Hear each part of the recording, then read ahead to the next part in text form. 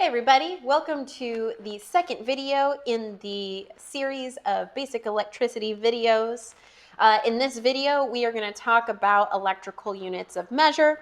We are going to talk about the relationship between those units of measure, what they are, and then we're going to get a little bit into Ohm's Law, so it should be fun. First things first, if you haven't watched video number 1, make sure you go back and watch video number 1. It sort of lays a ground for what we're going to talk about in this video. So let's get started into it. We talked a little bit about electricity. We know it's the flow of electrons from atom to atom, so on and so forth. Let's talk about what all this is, because we talked about charges and pressures and things like that. Now, one thing to add, and I didn't mention in the last video, is that electricity is going to have a job. You need to give it a job. It will find a job if you don't give it a job. And I'll explain more in the next video about that. But it does sort of pertain to this video, so just sort of keep that in mind. Electricity needs a job.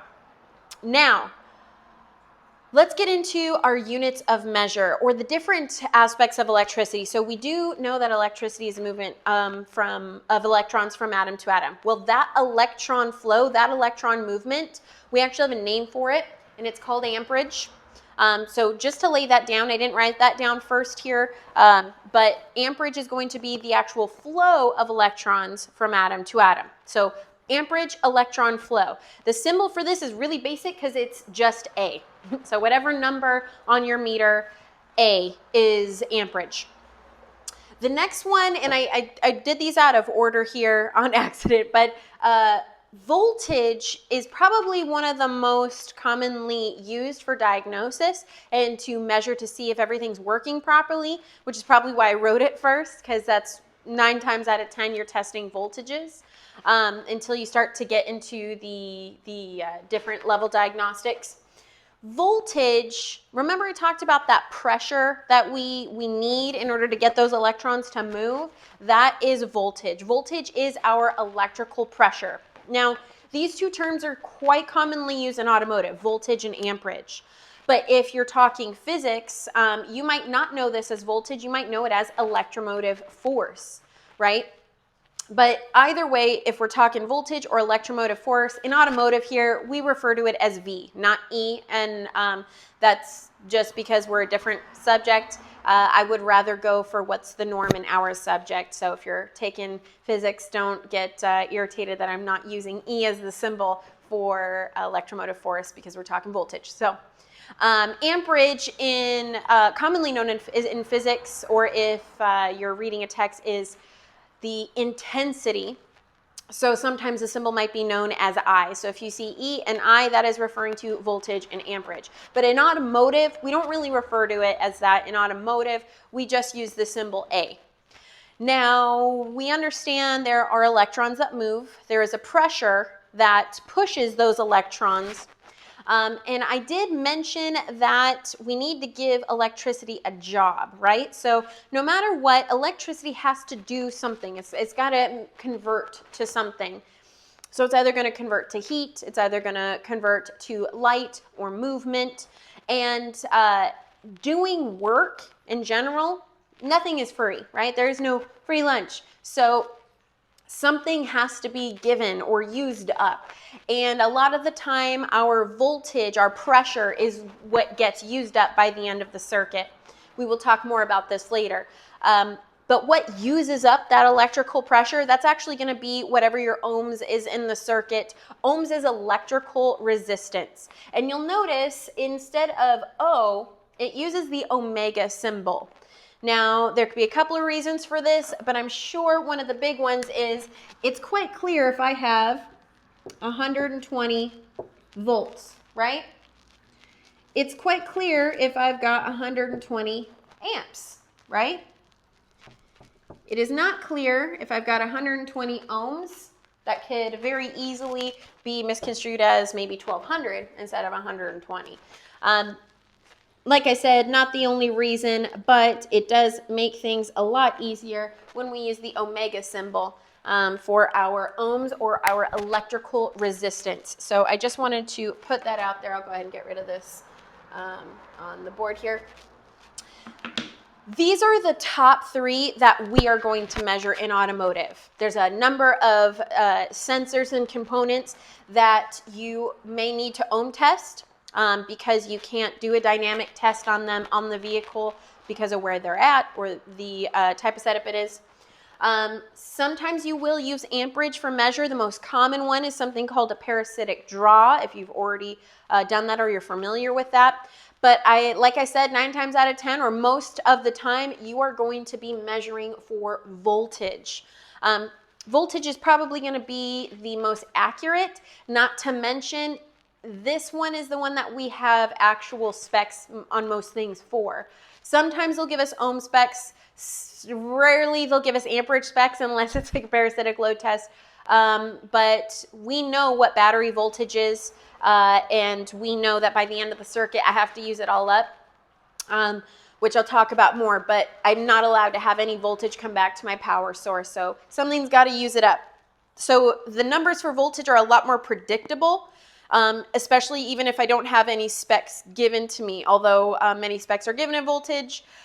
Most are, like I said, I will talk about all these different testings, but like I said, most of the time you are going to test for voltage. Now, another term that you might find familiar, and I do just at least want to touch on, is something called watts, especially if you are into stereos or you do a lot of house type improvement stuff, then you are very familiar with watts. Watts is actually the ability or the work being done in the circuit, if that makes sense. So it is our capacity to do work, if you will. Watts is actually really easy to figure out because we don't really measure watts. You calculate watts with other known numbers. Watts is going to be, or the work being done in the circuit, I can calculate by multiplying volts times amps. So as long as I know my voltage and my amperage, I can figure out how much the wattage is, which is kind of cool and may come in handy when you're working on other types of circuits. But in automotive, we don't really mess with watts near as much as we do the top 3 here. Now that we understand these terms, I think it's even more important to understand how they interact with each other. And we sort of have this odd love triangle going on between volts, amps, and ohms. Our common denominator here is going to be amps, though. Amps is involved has multiple partners here with volts and ohms. So let's talk volts and amps here for a minute. So voltage and amperage essentially will move kind of like on an elevator together. So the one that's sort of in control here is going to be my voltage, or the one that you can control by changing your power source. So in a vehicle, our power source generally is going to be a 12.6 volt battery. Not charging voltage, just the fully charged battery. That is going to start to determine my amperage capability. Now, it's not the only determining factor for amperage. There's a lot of other things I won't get into right now. But if I increase my voltage, I can increase my amperage output. So that's what makes hybrid batteries so dangerous, is because we are taking our power source and we are making it, instead of a 12.6 volt battery, say into a 240 volt battery. And so our amperage capability is insane.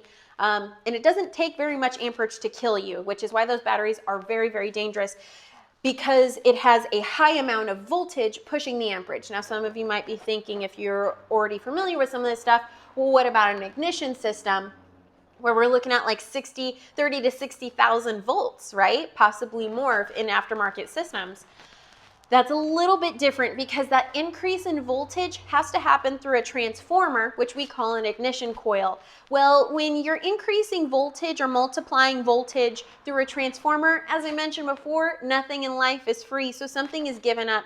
And in that transaction, we actually decrease our amperage from what battery amperage coming out is. And so that doesn't really apply here. So if I increase the voltage in my power source, say my battery, then I will increase my amperage. Like I said, not the only factor, but that's the relationship between voltage and amperage. They move on an elevator together, voltage being sort of the controlling factor here. Now, the other couple is amperage and ohms, our resistance. So this one is a little bit different. Here, we see them on a teeter-totter, and that's how their relationship is. The ohms is the one thing that you can control in the circuit. So ohms, or electrical resistance, is going to be how much resistance it has to electron flow. So a light bulb is going to be rated in a certain amount of ohms. A speaker is going to be rated in a certain amount of ohms. If I increase the resistance, I will decrease the current flow in that circuit. And in turn, if I decrease my resistance, I will increase my current flow in the circuit. So this electrical resistance is really the resistance to electron flow. Now that resistance gets turned into something else, like I said, heat, light, movement, but that electrical resistance is what is determining the electron flow. The more resistance, the less flow. Kind of like a kink in a hose. The worse the kink is, the less water comes out the other side. The less the kink is, the more water that comes out the other side. So that's the relationship here. Voltage and ohms are sort of the controlling ones, while amperage is sort of along for the ride. But that's how we control our electron flow, is by manipulating these two factors here. So that is our relationship between volts, amps, and ohms. Now, obviously, in my watts category, if I increase my voltage, I increase my amperage, I am going to increase my watts, or the amount of work being done. So hopefully that makes sense. Make sure that you message me if you have any questions. This is sort of me building up. So we are going to get out of this stuff, and we are going to talk about Ohm's Law. So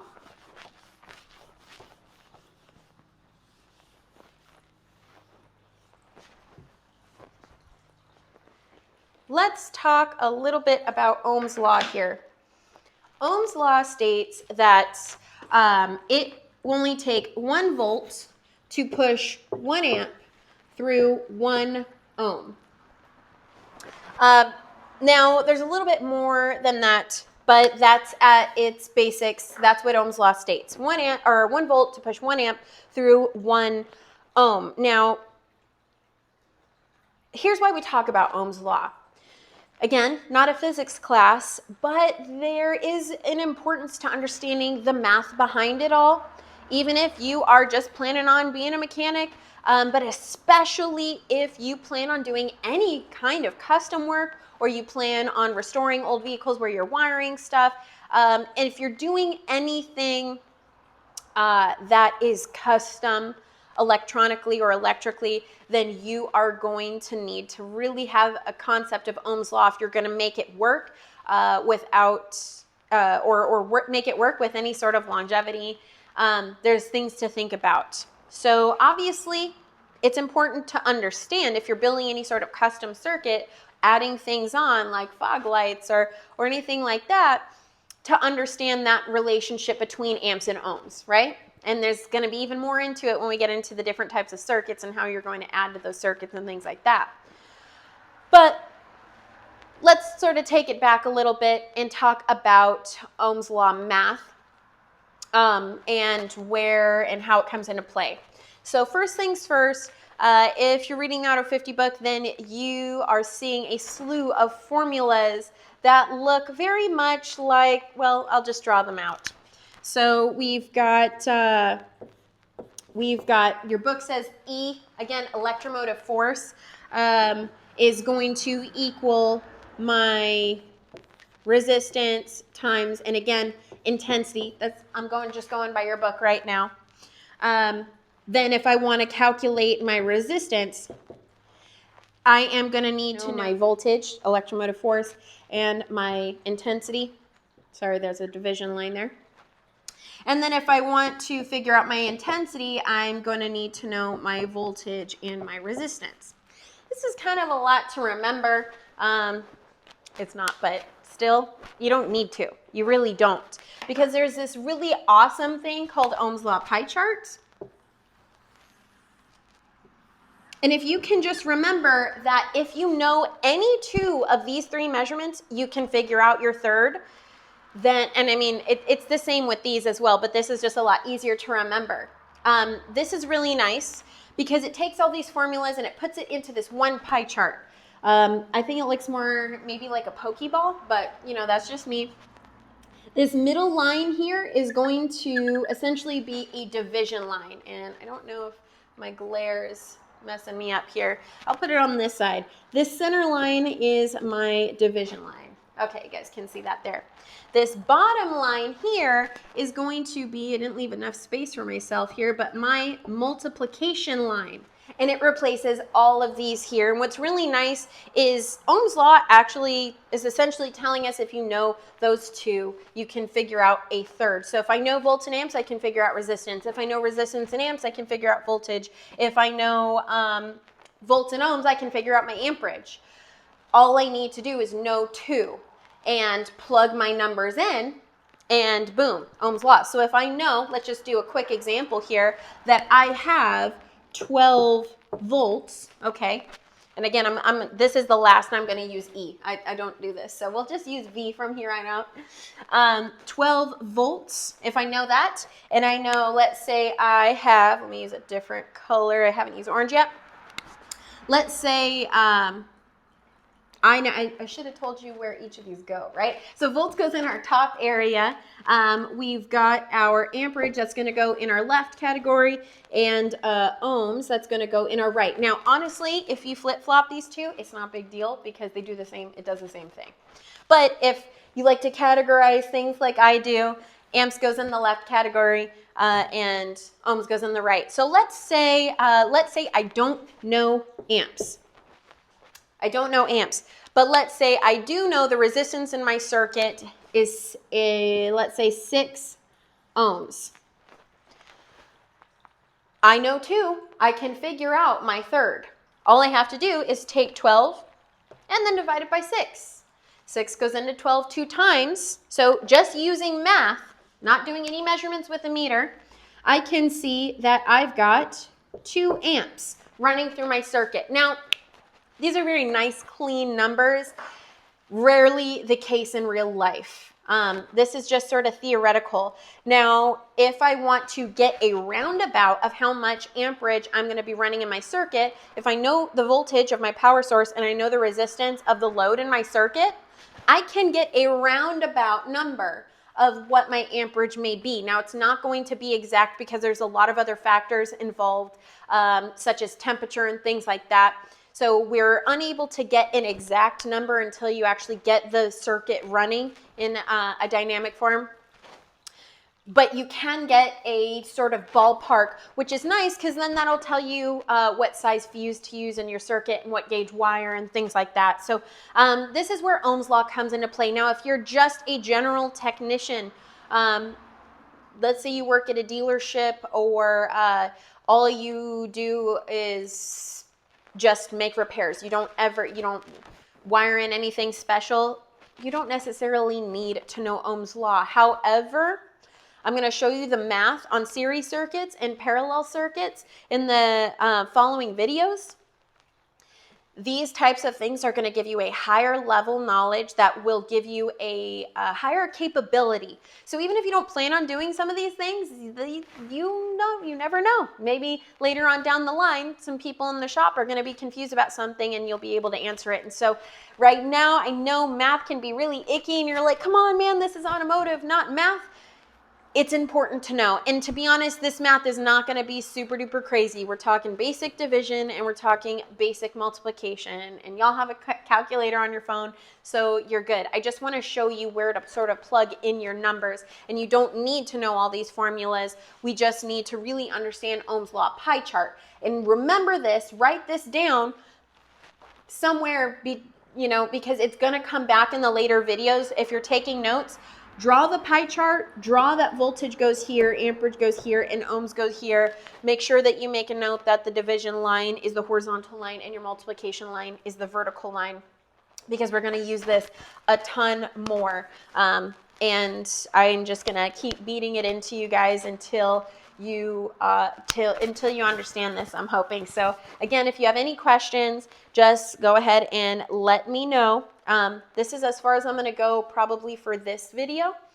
Because we're already at 20 minutes or a little over 20 minutes. The next video, in video 3, I'm going to talk about what a complete circuit means, and I'm going to talk about 2 very special terms to me, continuity and grounds. So I will see you guys in the next video.